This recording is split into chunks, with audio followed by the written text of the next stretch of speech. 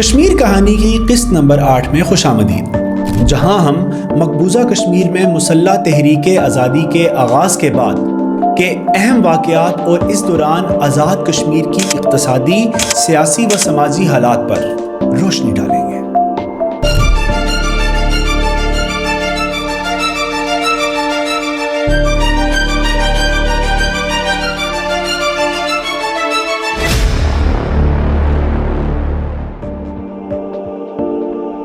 ایک معتبر اور اچھے نظریاتی لیڈر کے طور پر مقبول بٹ شہید کا نام آج بھی تاریخ کشمیر کا ایک روشن باب ہے۔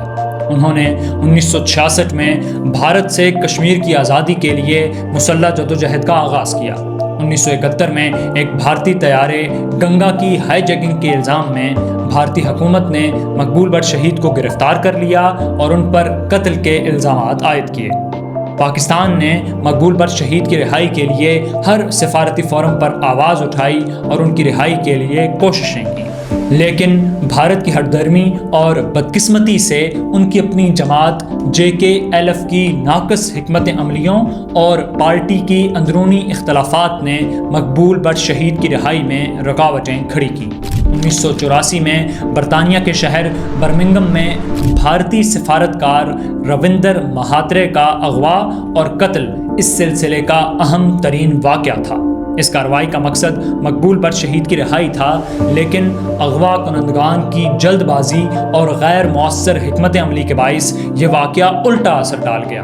بھارتی حکومت نے اس واقعے کو بنیاد بنا کر مقبول بٹ کی سزائے موت پر عمل درآمد تیز کر دیا اور 11 فروری 1984 کو انہیں دہلی کی تہاڑ جیل میں پھانسی دے دی گئی۔ بھارت نے نہ صرف یہ کہ انہیں پھانسی دی بلکہ ان کی میت بھی ورثاء کے حوالے نہیں کی گئی، جو انسانی حقوق کی سنگین ترین خلاف ورزیوں میں سے ایک ہے۔ تاہم مقبول بٹ کی قربانی نے کشمیری عوام کی جدوجہد آزادی کو مزید تقویت بخشی۔ مقبول بٹ کی شہادت کے بعد ان کا خاندان جو پہلے ہی پاکستان میں موجود تھا، یہاں عزت و وقار اور پاکستانی عوام کی محبت میں اپنی زندگی گزارتا رہا۔ ان کے بڑے بیٹے جاوید مقبول بٹ نے خیبر پختونخوا کے محکمہ زراعت میں بطور ایگریکلچر آفیسر شمولیت اختیار کی اور ڈائریکٹر جنرل کے عہدے تک پہنچے۔ جاوید مقبول بٹ کے بیٹے آزاد کشمیر حکومت میں ملازمت کر رہے ہیں اور خود جاوید مقبول اسلام آباد میں خوشحال اور پرسکون زندگی گزار رہے ہیں، جو ان کے لیے ان کے آبائی گھر ترہگام مقبوضہ کشمیر میں ناممکن بات تھی۔ ان کی بہن لبنہ مقبول بٹ نے کراچی یونیورسٹی میں تدریسی خدمات انجام دیں۔ 1987 کے متنازع انتخابات کے بعد مقبوضہ کشمیر میں مسلح جدوجہد شروع ہوئی، جس کے رد عمل میں بھارتی مظالم میں شدت آ گئی۔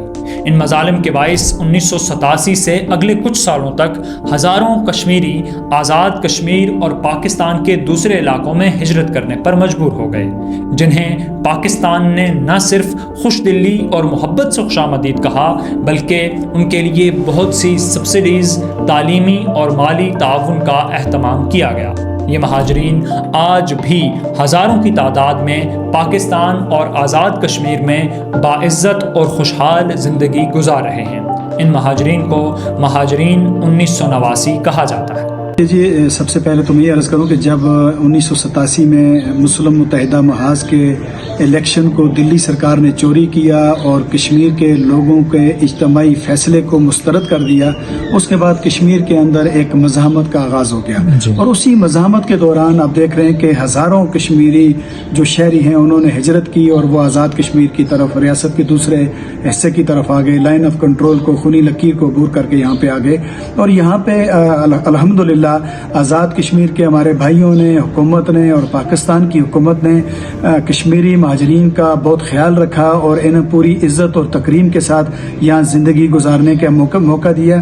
اور آپ دیکھ رہے ہیں کہ اس وقت آزاد کشمیر میں ہماری جو مہاجرین کی جو یوتھ ہے، الحمدللہ وہ اس وقت مہاجرین کے اندر شرح خواندگی جو ہے وہ تقریباً 80% سے زیادہ ہے، اور پوری آزادی کے ساتھ ایک آزاد ماحول میں اپنی ریاست میں، اپنے لوگوں میں، اپنے بھائیوں میں مہاجرین جو ہے وہ زندگی گزار رہے ہیں۔ بھارت کے غاصبانہ قبضے کے دوران مقبوضہ کشمیر میں جاری ظلم و بربریت کی تاریخ بے شمار دردناک واقعات سے بھری پڑی ہے۔ 90 کی دہائی کشمیری عوام کے لیے بدترین ثابت ہوئی جب بھارتی فوج نے سفاکیت کی تمام حدیں پار کرتے ہوئے کئی بڑے قتل عام کیے۔ 21 جنوری 1990 کو گاؤں گدل اور بسنت باغ میں 55 معصوم کشمیریوں کو شہید کر دیا گیا، جسے تاریخ میں گاؤں گدل قتل عام کے نام سے جانا جاتا ہے۔ 1990 میں ہی 25 جنوری کے روز ہندواڑہ میں 25 شہریوں کو خاک و خون میں نہلا دیا گیا۔ اسی سال 21 مئی کو میر وائس مولوی محمد فاروق کو شہید کر دیا گیا اور ان کے جنازے پر بھارتی فوج نے حملہ کر کے 70 سے زائد کشمیریوں کو بھی شہید کر دیا۔ 19 جنوری 1991 کو مگرمل باغ میں 11 کشمیریوں کو گولیوں سے چھلنی کر دیا گیا۔ 23 فروری 1991 کو کنن پوش پورہ میں بھارتی فوج نے سینکڑوں کشمیری خواتین کو اجتماعی زیادتی کا نشانہ بنایا، جو تاریخ کا ایک سیاہ ترین باب تھا۔ بھارتی حکومت نے ہمیشہ اس سانحے کو چھپانے کی کوشش کی، لیکن متاثرہ خواتین کی گواہیاں آج بھی موجود ہیں۔ 1 مارچ 1990 کو سری نگر کے بائی پاس اور زکورہ میں 47 نہتے کشمیریوں کو بے دردی سے قتل کیا گیا۔ 6 جنوری 1993 کو سوفر میں بھارتی فوج نے 55 نہتے کشمیریوں کو شہید کیا اور 150 گھروں اور دکانوں کو جلا کر راکھ کر دیا۔ اسی سال 10 اپریل 1993 کو لال چوک میں 47 معصوم شہریوں کو جلا کر شہید کیا گیا۔ اسی سال اپریل میں ہی معروف کشمیری ماہر قلب اور آزادی پسند رہنما ڈاکٹر عبدالاحد گرو کو بھارتی ایجنسیوں نے سازش کے تحت قتل کیا۔ اس سال اپریل ہی کے مہینے میں 28 تاریخ کو ایک بہت اہم واقعہ پیش آیا جب مقبوضہ کشمیر کی پولیس کے کانسٹیبل ریاض احمد گنائی ایک فوجی کارروائی کے دوران اس وقت مارے گئے جب مجاہدین اور بھارتی فورسز کے درمیان جھڑپ کے دوران شہریوں پر فائرنگ کی گئی۔ ان کی ہلاکت کے خلاف جموں کشمیر پولیس کے اہلکاروں نے شدید احتجاج کیا، جو دیکھتے ہی دیکھتے ایک بغاوت کی شکل اختیار کر گیا۔ یہ پہلا موقع تھا جب جموں کشمیر پولیس اور بھارتی فوج آمنے سامنے آ گئے، جس سے پورے خطے میں کشیدگی بڑھ گئی۔ صورتحال کو قابو کرنے کے لیے مقبوضہ کشمیر کی فوج نے سری نگر کے پولیس کنٹرول روم پر کارروائی کرتے ہوئے 1500 اہلکاروں کو غیر مسلح کر دیا۔ 1993 میں ہی 22 اکتوبر کو بیچ بہارا میں نماز جمعہ کے بعد بھارتی فورسز نے 55 کشمیریوں کو گولیوں سے بھون ڈالا۔ 27 جنوری 1994 کو کپواڑہ میں بھارتی فوج نے 27 کشمیریوں کو بے دردی سے شہید کر دیا۔ 10 مئی 1955 کو بھارتی فوج نے اسلامی تاریخ کے ایک اہم ورثے چرار شریف میں حضرت شیخ نور الدین ولی کے مزار کو جلا کر راکھ کر دیا۔ 27 مارچ 1996 کو معروف وکیل اور حریت رہنما جلیل اندرابی کو بھارتی ایجنسیوں نے شہید کر دیا۔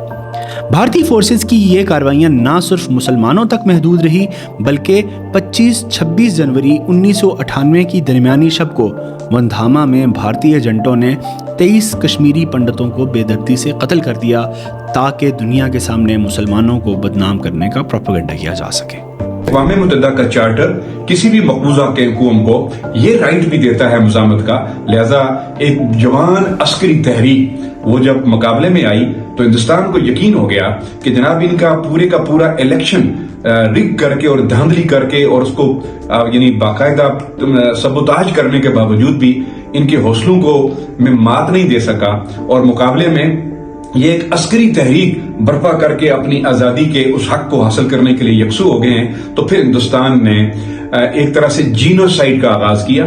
1 لاکھ سے زائد لوگ ہمارے شہید کیے گئے اور اسی طرح اتنی ہی تعداد میں لوگ ہمارے مجروح کیے گئے اور 20 ہزار ہماری بہنیں بیٹیاں ان کو بے آبرو کیا گیا۔ یہ وہ ہندوستان کا مکروہ اور فاشسٹ چہرہ ہے کہ وہ اقوام متحدہ کی قرارداد پر جمہوری طریقے سے بھی عمل نہیں کرتا اور پھر مقبوضہ لوگوں کو اپنا حق مزاحمت استعمال کرتے ہوئے جب وہ آگے بڑھتے ہیں تو پھر ان کو اس حق دینے کے بجائے، آزادی دینے کے بجائے، قبضہ چھوڑنے کے بجائے پھر وہ ان کو تہ و تیغ کرنے کی کوشش کرتا ہے۔ یہ ہے ہندوستان کا اصل چہرہ جس کو دنیا جانتی ہے اور کشمیری بہت اچھی طرح اس کا پورا تعارف حاصل کیا۔ ظلم و بربریت کے ان تمام واقعات پر پاکستان نے ہمیشہ ہر فورم پر کشمیریوں کے حق میں آواز بلند کی۔ ہر سطح پر جانی، مالی اور سفارتی قربانیاں دیں، اور پھر 1990 کی اس خونی دہائی کے بعد پاکستان نے کشمیریوں سے اپنے رشتے کو ایک نئے عزم کے ساتھ دنیا کے سامنے رکھنے کا ارادہ کیا۔ یہی وہ عہد ہے جو 1992 سے ہر سال 5 فروری کو یوم یکجہتی کشمیر کی صورت نبھایا جا رہا ہے۔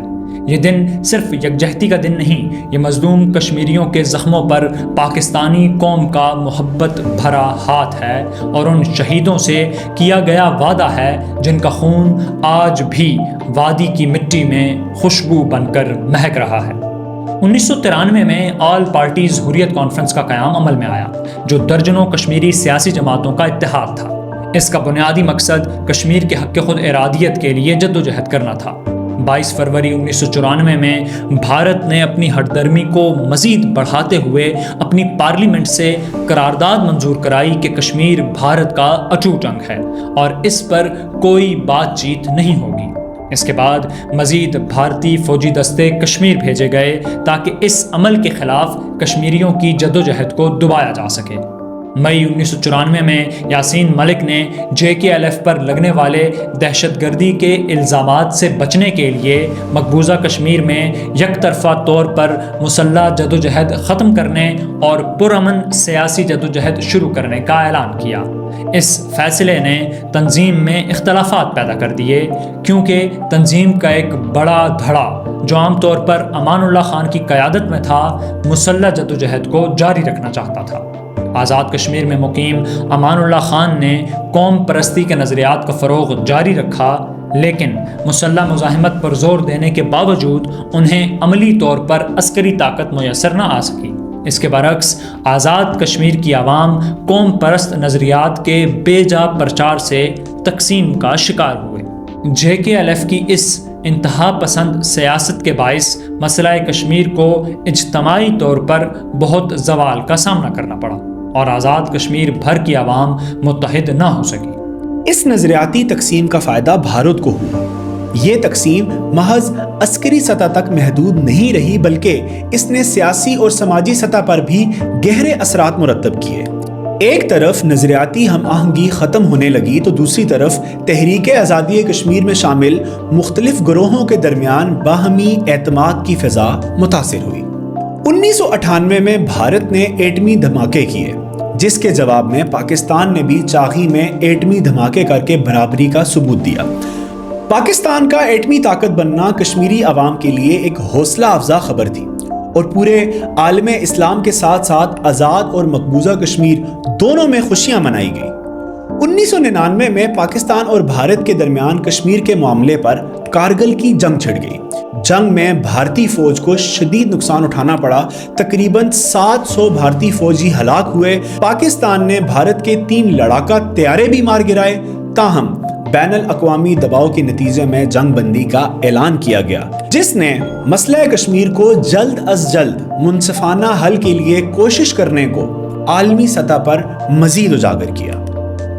1999 کی کارگل جنگ کے بعد کشمیر کی تاریخ کیا رہی؟ کشمیریوں کی قربانیوں کے تسلسل میں مزید کیا کچھ ہوا؟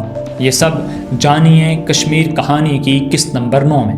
ہماری تمام ایک ساتھ آپ تک بر وقت پہنچیں، اس لیے دا پبلک ٹیم کا Facebook page like, YouTube channel subscribe اور بیل آئیکن دبانا مت بھولیں۔ ہماری تمام دیگر اپڈیٹس کے لیے انسٹاگرام اور ٹک ٹاک پر بھی دا پبلک ٹیم کو ضرور فالو کیجیے۔